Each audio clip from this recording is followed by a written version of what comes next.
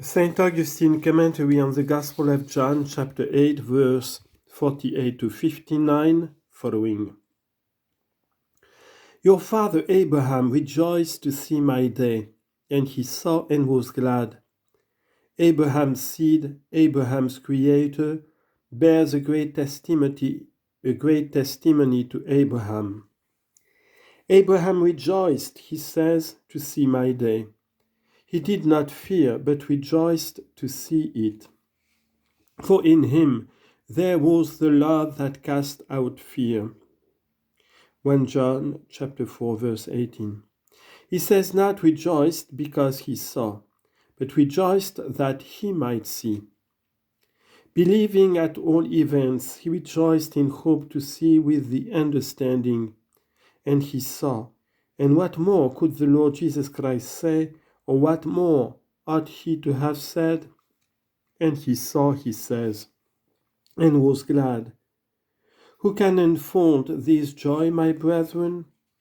If those rejoiced whose bodily eyes were opened by the Lord, what joy was his who saw with the eyes of his soul the light ineffable, the abiding word, the brilliance that dazzles the minds of the pious, the unfailing wisdom.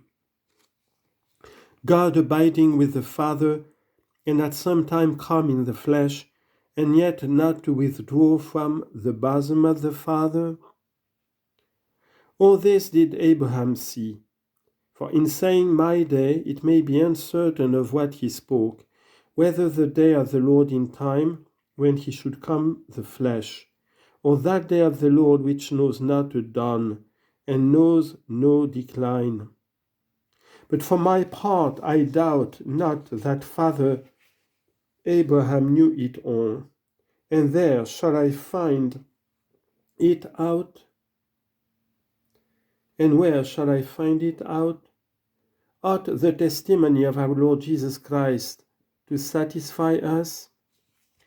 Let us suppose that we can find it out, for perhaps it is difficult to say in what sense it is clear that Abraham rejoiced to see the day of Christ, and saw it and was glad. And although we find it not, can the truth have lied? Let us believe the truth and cherish no doubt of Abraham's merited rewards. Yet listen to one passage that occurs to me meanwhile. When Father Abraham sent his servant to seek a wife for his son Isaac, he bound him by this oath to fulfill faithfully what he was commanded, and know also for himself what to do. For it was a great matter that was in hand, when marriage was sought for Abraham's seed. But that the servant might apprehend what Abraham knew, that it was not offspring after the flesh he desired, nor anything of a carnal kind concerning his race that was referred to, he said to the servant whom he sent, Put your hand under my thigh and swear by the God of heaven. Genesis chapter 24, verse 2 to 4. What connection has the God of heaven with Abraham's thigh? Already you understand the mystery. In Latin, sacramentum. By thigh is meant race. And what was that swearing but the signifying that of Abraham's race would the God of heaven come in the flesh? Fools find fault with Abraham because he said, Put your hand under my thigh. Those who find fault with Christ's flesh find fault with Abraham's conduct. But let us, brethren, if we acknowledge the flesh of Christ as worthy of veneration, despise not that thigh, but receive it as spoken of prophetically. For a prophet also was Abraham. Whose prophet? Of his own seed and of his Lord. To his own seed he pointed in saying, Put your hand under my thigh. To his Lord he pointed in adding, And swear by the God of heaven. The angry Jews replied, "You are not yet 50 years old, and have you seen Abraham?" And the Lord, "Verily, verily, I say unto you, before Abraham was made, I am." Weigh the words and get a knowledge of the mystery. Before Abraham was made, understand that was made refers to human formation, but am to the divine essence. He was made because Abraham was a creature. He did not say before Abraham was, I was, but before Abraham was made, who was not made save by me, I am. Nor did he say this before Abraham was made, I was made. For in the beginning God created the heaven and the earth. Genesis chapter 1 verse 1.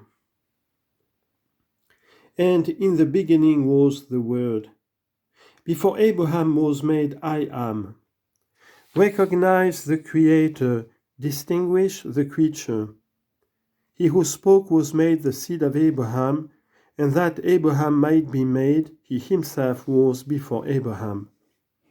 Hence, as if by the most open of all insults thrown at Abraham, they were now excited to greater bitterness.